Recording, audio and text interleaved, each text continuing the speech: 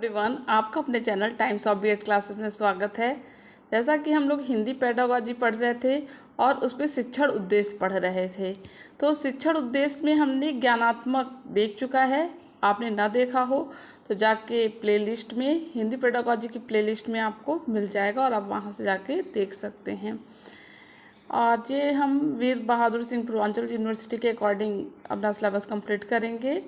तो यहाँ पर आप देख पाएंगे कि 2017 के पेपर में भी ये क्वेश्चन पूछा गया है। आप अपना आंसर पेपर देखिएगा और उसमें देखिएगा कि 2017 में क्वेश्चन आया हुआ है, हिंदी शिक्षण के सामान्य उद्देश्य बताइए। तो यहाँ पर मोस्ट इम्पॉर्टेंट हो जा रहा है इस टॉपिक को करना कि सामान्य उद्देश्य क्या है। और वैसे भी आप पेडागोजी पढ़ेंगे तो हम 100% नहीं कह सकते कि ये सेम टू सेम ऐसे ही क्वेश्चन आ जाए, लेकिन ये क्वेश्चन पूरे क्वेश्चन पेपर में कहीं ना कहीं आपको किसी से जुड़ा हुआ या फिर अलग से ये क्वेश्चन पूछा जा सकता है। तो एक बार आपको इसको समझ लेना अच्छा होगा। तो यहाँ पर हम शुरू करते हैं वहाँ पे जहाँ पर हमारा एंड हुआ था लास्ट वीडियो में, वहाँ से भी स्टार्टिंग करते हैं और कौशलात्मक उद्देश्य देखते हैं कि कौशलात्मक उद्देश्य क्या होता है। कौशल कौशल किसी भी भाषा का कौशल कैसे जिसे कहते हैं, तो किसी भी भाषा का कौशल हमें कैसे मिलेगा जब मुझे क्या आएगा, उसको सुनना, बोलना, पढ़ना और लिखना, इतना चीज़ें हमें आनी चाहिए। सबसे पहले हम क्या करते हैं, लिसनिंग करते हैं। लिसनिंग के बाद हम क्या करेंगे, स्पीकिंग करेंगे, क्योंकि सुनते सुनते फिर हमारे मुंह से वर्ड निकलने लगते हैं जैसे बच्चों के मुंह से निकलते हैं। उसके बाद हम रीडिंग करना सीखेंगे और आफ्टर हम राइटिंग करेंगे।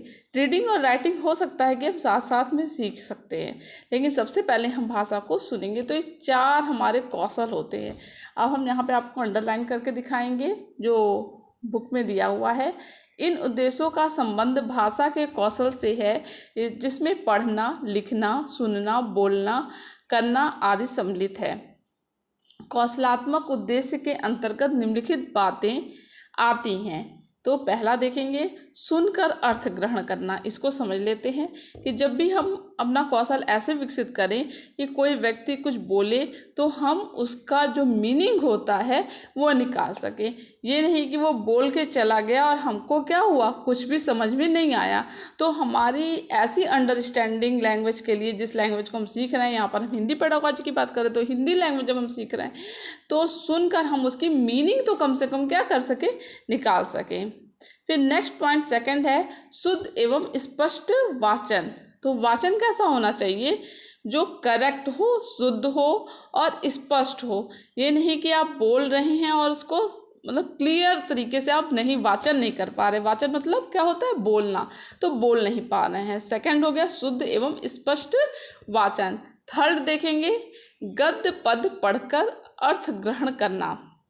जैसा कि आपने भी बहुत बार पढ़ा होगा, गद्य का तो क्लियर होता है, कहानी है, नाटक है, आप समझ जाते हैं, लेकिन पद में आपको अर्थ को निकालना होता है और थोड़ा लंबा होता है, तो गद्य में भी मेहनत करनी पड़ती है, लेकिन पद में कुछ ज़्यादा मेहनत करनी पड़ती है। दोनों आपने भी पढ़ा है और आपने भी देखा है। तो गद्य और पद को पढ़कर क्या होता है, अर्थ ग्रहण करना। ये कौशल विकसित हो रहा है किसी भी लैंग्वेज में। यहाँ पर हम बता दें, ये टॉपिक अन्य जो पेडागोजी उसमें भी आपकी काम करेगी। ऐसा नहीं है कि बस आपकी हिंदी में ही काम करेगी, क्योंकि हर लैंग्वेज का ही कौशल होता है। तो आगे देखेंगे, बोलकर भाव अभिव्यक्ति करना। बोलकर आप बता पा रहे हैं तो आपका एक कौशल क्या हो रहा है, आपका डेवलप हो पा रहा है। लिखकर भाव अभिव्यक्ति करना, तो देख पा रहे होंगे। आगे देखेंगे हम, यहाँ पर आप इस पेज को देख पा रहे होंगे। तो यहाँ पर लिखा है कि जो सुनकर भाव ग्रहण करता है, सुनकर भाव ग्रहण करने की बात कही गई है, उसकी योग्यता के बारे में बताया गया है। ये हम कह दें कि ये सारांश है। ये क्या है, सारांश है, क्योंकि अलग से यदि आपको मौखिक या वाचन गद्य पद का अलग अलग पूछेगा तो आपको अलग से मैटर देना पड़ेगा जब स्पेसिफिक उसी क्वेश्चन के बारे में आपको पूछेगा। लेकिन जब सारे उद्देश्य के बारे में उद्देश्य करके जनरल वे में पूछेगा तो आपको इस तरह की आपको आंसर राइटिंग करनी होगी। तो यहाँ पर देखेंगे कि सुनकर 1 सेकेंड, सुनकर अर्थ ग्रहण करने से अभिप्राय है कि छात्र में निम्नलिखित योग्यता आ जाए। फिर पॉइंट वाइज हम देखेंगे तो पहला पॉइंट है धैर्यपूर्वक सुनना आना चाहिए, सुनने के शिष्टाचार का पालन करना आना चाहिए, मनोयोग पूर्वक सुनना चाहिए यानी कि पूरे ध्यान से कि वो क्या बोल रहा है उसकी मीनिंग ले लें, उसके बातों को हम अच्छी तरीके से समझ जाएं और अपने साथ तारतम्य उसका बैठा सकें। तो मनोयोग के साथ सुनना। चौथा पॉइंट है ग्रहणशीलता, मन स्थिति बनाए रखना, मतलब कि वो जितनी देर बोल रहा है हम उसको आसानी से क्या करें, ग्रैप्स करते रहें। ग्रहणशीलता मन स्थिति को क्या रखना, जब तक कि वो बोल रहा है तब तक हम अपनी मन स्थिति को बनाए रखेंगे। फिफ्थ पॉइंट आप देख पा रहे होंगे कि शब्दों, मुहावरों व उक्तियों का प्रसंगानुकूल अर्थ व भाव समझ सकना, मतलब जिस जो शब्द प्रयोग किया गया है या जो मुहावरा बोला गया है वो किस प्रसंग में बोला गया, उसका कहने का क्या मतलब है और क्या भाव, क्या मीनिंग निकलती है, इस बात को हम अच्छी तरीके से क्या कर सकें, समझ सकें। 6 पॉइंट है स्वर जो है, जो स्वर आघात है, बलाघात है, वह स्वर के उतार चढ़ाव के अनुसार अर्थ ग्रहण कर सके, मतलब वो स्वर जिस प्रकार से बोल रहा है, जिस फोर्स से बलाघात, जिस फोर्स से वो सेंटेंस को कहाँ तेज बोलता है कहाँ धीमे बोलता है, वो उतार चढ़ाव सेंटेंस के कि कब फास्ट हो रहा है कब धीमे हो रहा है, उस चीज़ को क्या कर सके, समझ सके। फिर है 7th पॉइंट श्रुत सामग्री के विषय में जान सकना, जो सुनने वाली सामग्री है उस विषय को हम जान सकें। और हमारा 8वां पॉइंट है महत्वपूर्ण विचारों, भावों एवं तथ्यों का चयन कर सकें कि उसके महत्वपूर्ण विचार क्या थे, उसका कहने का सेंस क्या था, उसने क्या क्या फैक्ट को चूज़ किया है, इस चीज़ को समझ सके। कभी कभी हम कहते हैं मिसअंडरस्टैंडिंग हो गई, यानी जो उसने बोला, हम जिस रेफरेंस में बोला है उस रेफरेंस में हमने नहीं लिया, हमने गलत रेफरेंस में लिया, तो वहाँ पर हमारी अंडरस्टैंडिंग अच्छी नहीं कही जाएगी, या सुनने वाले या फिर बोलने वाले में ही कुछ प्रॉब्लम होती है जब मिसअंडरस्टैंडिंग क्रिएट होती है। तो जब हमारी लैंग्वेज पे पकड़ अच्छी होती है तो हमारी ये सब प्रॉब्लम क्या होती है, सॉल्व होती जाती है। नेक्स्ट देखेंगे सारांश ग्रहण कर सकना। आप क्या करते हैं, जब वो पूरी बात बोल दिया तो आप उसका सारांश एक निकाल सकेंगे, या फिर आपको लिखी हुई कोई चीज़ बात मिल गई, यदि लिखने के संदर्भ में आप देखेंगे तो उसका आप एक सारांश समरी निकाल सके तो आपकी एक भाषा पर पकड़ होगी, आपका कौशल क्या हो रहा है, विकसित हो रहा है। नेक्स्ट पॉइंट देखेंगे भाव या विचार को ग्रहण करना। आगे आप समझ गए होंगे क्या विचार ग्रहण करना, वक्ता के मनोभाव को समझ सकना, बोलने वाले किस भाव से कह रहा है इस बात को समझना ही अच्छे श्रोता की पहचान है। भाव की अनुभूति कर सकना, भावानुभूति कर सकना, ठीक है, जिस भाव से बोला उसकी अनुभूति आपको होनी चाहिए। अभिव्यक्ति के ढंग को समझना, वो अपनी अभिव्यक्ति किस तरीके से कर रहा है आप उसको समझ सकें। भावों, विचारों तथा तथ्यों का क्या करना, इवैल्यूएशन यानी मूल्यांकन करना कि वो कहाँ तक, ये भी एक बहुत बड़ी पहचान है। जब तक आपको मूल्यांकन नहीं आएगा, कोई कुछ भी कह के चला गया और आपने क्या समझा, आपको इवैल्यूएशन करना हर चीज़ का। यहाँ तक लैंग्वेज की बात है तो लैंग्वेज में भी इवैल्यूएशन, आप सुन रहे हैं किसी चीज़ को तो उस टॉपिक का इवैल्यूएशन आपको क्या होना चाहिए, आना चाहिए। नेक्स्ट देखते हैं वार्तालाप, वाद विवाद जैसे होता है, प्रवचन होता है, भाषण होता है, आदेश निर्देश होता है, कविता होती है, आकाशवाणी में प्रसारण होता है। इन सब को सुनकर उपयुक्त योग्यता का विकास किया जा सकता है, यानी कि अपनी कौशल क्षमता को हम कैसे विकसित करेंगे, तो इस सब माध्यम से जो दिया हुआ है कविता, आकाशवाणी, इस सब के माध्यम से आप अपनी कौशल क्षमता का विकास कर सकते हैं। नेक्स्ट देखते हैं हम। नेक्स्ट यहाँ पे दिया है उद्देश्य है, वहाँ पे मेरा कौशल उद्देश्य हम समझ गए हैं, आप समझ गए होंगे। अब हम रसात्मक या एवं समीक्षात्मक उद्देश्य की तरफ बढ़ते हैं और इसको भी देखते हैं, बहुत शॉर्ट फॉर्म में देखेंगे। इन उद्देश्यों में दो उद्देश्य आते हैं। पहला है साहित्य या रसास्वादन, यानी कि साहित्य में जब आप पढ़ते हैं तो आपको क्या होता है, रस का स्वाद लगता है, रस स्वादन इसी को कहते हैं। दूसरा है साहित्य की सामान्य समालोचना, यानी कि जब हम साहित्य पढ़ने के बाद उसकी समालोचना, यानी कि अच्छा पक्ष और जो आपको ना अच्छा लगे, जो क्रिटिक आप उस कर पाएँ, क्रिटिसिज्म, उस सब दोनों को मिला के ही समालोचना करता है, अच्छा और बुरा दोनों देखना, ठीक है। इन उद्देश्यों के संबंध में उच्चतर माध्यमिक कक्षाओं से ही है, यानी कि उच्चतर माध्यमिक कक्षा का मतलब क्या होता है, 9, 10, 11, 12। जब अक्सर हमें साहित्य कहाँ पढ़ाया जाता है, साहित्य हमें उच्चतर माध्यमिक कक्षाओं में ही पढ़ाया जाता है। आप छोटे बच्चों को तो कोई साहित्य नहीं पढ़ाएंगे ना। इन उद्देश्यों के संबंध में विस्तार से चर्चा तत्संबंधी, ठीक है, काव्य शिक्षण में करेंगे, क्योंकि अभी हम पूरा तो कर नहीं सकते। आप खाली यहाँ पर काव्य से संबंधित, साहित्य से संबंधित अपना शिक्षण उद्देश्य समझेंगे कि शिक्षण उद्देश्य क्या है।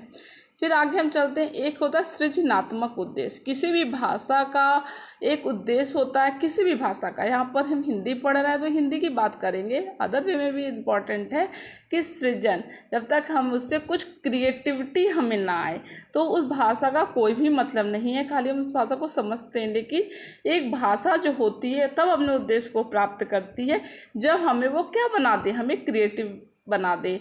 तो एक क्रिएटिव डेवलपमेंट होता है, वही है सृजनात्मक उद्देश्य। तो यहाँ पर हम देखेंगे कि सृजनात्मक उद्देश्य का तात्पर्य छात्रों को साहित्य सृजन की प्रेरणा देना, मतलब साहित्य का क्या करें, सृजन करने और उन्हें रचना में मौलिकता लाने की योग्यता का विकास करना है। इस कार्य के लिए निबंध, कहानी और पत्र, उपन्यास एवं कविता का माध्यम लिया जाता है। इसके शिक्षण के समय छात्रों को मौलिकता लाने की प्रेरणा दी जाती है। इस उद्देश्य की प्राप्ति के लिए छात्र जिन योग्यताओं की अपेक्षा की जाती है वे निम्नलिखित है, यानी कि आप में सृजनात्मक क्षमता कैसे विकसित हो ये हम देखेंगे। पहला है वह विषय, यहाँ पे हम देख रहे हैं, वह विषय तथा उसके अंदर के अंतर्गत भावों एवं विचारों के लिए उपयुक्त साहित्य की विधा का चयन करें, मतलब साहित्य की विधा का हमें चयन करना है। दूसरा है वह स्वानुभूत भावों तथा विचारों को अभिव्यक्त कर सकेगा। स्वानुभूत यानी कि जो उसको स्व मतलब अपना, अनुभूत मतलब जो अनुभूति होती है उसकी बात कही गई है। स्व अनुभूत भावों तथा विचारों को अभिव्यक्त कर सकेगा, उसने जो अनुभूति की है उसी भाव से वो अपने विचार को अभिव्यक्त करेगा, एक्सप्रेस करेगा। थर्ड पॉइंट है वह स्वानुभूत भावों तथा विचारों को प्रभावपूर्ण ढंग से अभिव्यक्त करेगा, यानी कि उसकी सृजनात्मक क्षमता ऐसी हो गई है कि वह प्रभावपूर्ण ढंग से अभिव्यक्त कर रहा है अपने विचारों को। फोर्थ पॉइंट है वह गृहीत व स्वानुभूत विचारों की कल्पना की सहायता से नया रूप दे सकता है, यानी जो उसने ग्रहण किया है और जो उसकी स्वयं की अनुभूति हुई है और जो उसके विचार और कल्पना, मतलब जो उसकी इमेज बन रही है, थॉट बन रहे हैं, इमेजिनेशन जो उसकी हो रही है कहें तो, की सहायता से उस चीज़ को नया रूप देगा। जब नया रूप, यहाँ पर नया रूप होना जरूरी है, बिना नए रूप दिए कोई भी सृजन नहीं होगा, यानी जब भी सृजन होगा तो एक नया रूप होना ही होना है। नेक्स्ट देखेंगे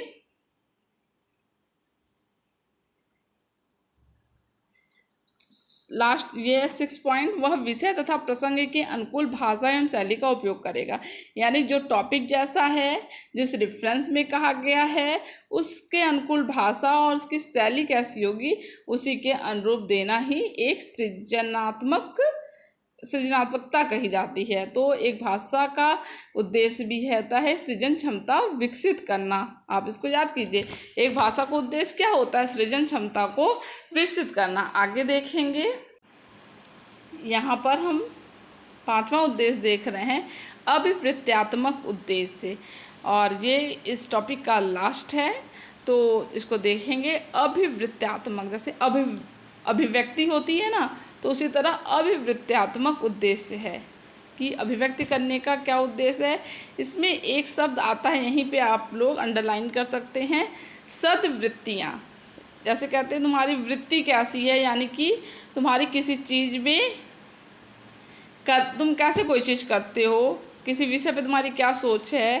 तो सद मतलब पॉजिटिव वे में है। बस अभी इतना ही समझिए, आगे ऊपर चलते हैं और देखते हैं कि इस उद्देश्य का तात्पर्य है कि छात्रों में उपयुक्त दृष्टिकोण एवं अभिवृत्तियों का विकास करें। किसका किसका सबसे बड़ा है कि भाषा और साहित्य में रुचि, मतलब ऐसा उद्देश्य होना चाहिए किसी भाषा का जिससे कि जो सीखने वाला है उसकी रुचि, इंटरेस्ट। आप पूरे पेपर में इंटरेस्ट सब अच्छे से याद रखिए, इंटरेस्ट, रुचि। तो भाषा और साहित्य में रुचि, सद्वृत्तियों का विकास, और है भाषा और साहित्य में रुचि लेने के उद्देश्य की प्राप्ति के लिए छात्रों में निम्नलिखित चीज़ों का विकास करना होगा। जैसे कि पहला है पाठ्यक्रम के अतिरिक्त अन्य पुस्तकें पढ़ाना। ये नहीं कि सिर्फ जो आपकी टेक्स्ट बुक है आप सिर्फ उतना ही पढ़िए, उसके अलावा भी जाकर आप कुछ बुक को पढ़िए। अच्छी अच्छी कविताओं को क्या कीजिए, कंठस्थ करिए। जब आपको याद अच्छी अच्छी कविता रहेगी तो आप क्या कर पाएंगे, अपनी अभिवृत्ति जिसे कहते हैं, अभिव्यक्ति जो होती है हमारी, एक्सप्रेस, आप उसको अच्छी तरीके से कर पाइएगा।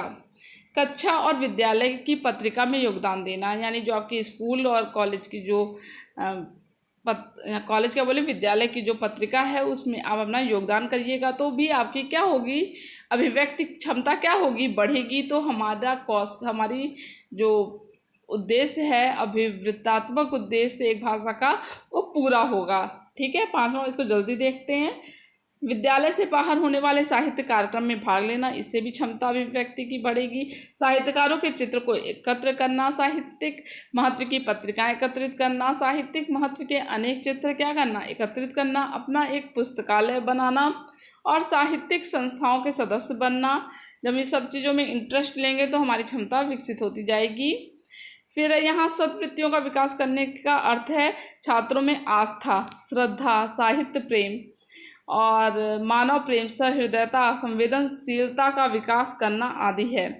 तो यहाँ पे जल्दी से हम देख लेंगे, संस्कृति और सौंदर्य में आस्था रखना। ठीक है, जब हमारी सद्वृत्ति विकसित होगी तो हमारी संस्कृति और सौंदर्य में क्या होगी, आस्था होगी। इसको अंडरलाइन कर लीजिए। फिर है सेकेंड, आदर्शों के प्रति श्रद्धा, सामाजिक मान्यताओं में आस्था रखना, साहित्य प्रेम व देश प्रेम, मानव प्रेम, वातावरण के प्रति संवेदनशील होना, और ये सब अच्छे पॉजिटिव नेचर विकसित हो रहा है। ठीक है, सद्वृत्तियों के समस्त विचार रखना, सद्वृत्तियों की समस्त क्रियाएं करना। हिंदी शिक्षण की शैक्षिक प्रक्रिया निम्नलिखित है, यानी ये वाला भी पॉइंट आप अच्छे से देख लीजिएगा एक बार, कि शैक्षिक उद्देश्यों का निर्धारण, कि इससे शैक्षिक उद्देश्य एक निर्धारित होता है। अपेक्षित व्यवहार परिवर्तन का निर्धारण, जब भी हम कोई चीज़ सीखते हैं तो हमारे क्या होता है, एक लर्नर का जो बिहेवियर होता है, जो व्यवहार होता है, वो क्या होता है, परिवर्तन आता है उसमें, क्योंकि आप कुछ सीख रहे हैं तो वो आपको परिवर्तन करेगा ही करेगा। तो भाषा जैसी चीज़ तो आपको और भी ज़्यादा परिवर्तित करती है और इसका परिवर्तन दिखता भी है। शिक्षण सामग्री एवं शैक्षिक अनुभवों का निर्धारण, अध्यापक एवं छात्रों की क्रियाएं दोनों के मध्य सक्रिय आदान प्रदान, संपूर्ण क्रिया का मूल्यांकन, ये सब चीज़ें जरूरी हैं। और यहाँ पर हमारा जो शिक्षण उद्देश्य है पूरा हो रहा है। और मिलते हैं अगले मोस्ट इम्पॉर्टेंट टॉपिक के साथ, फिर मिलेंगे।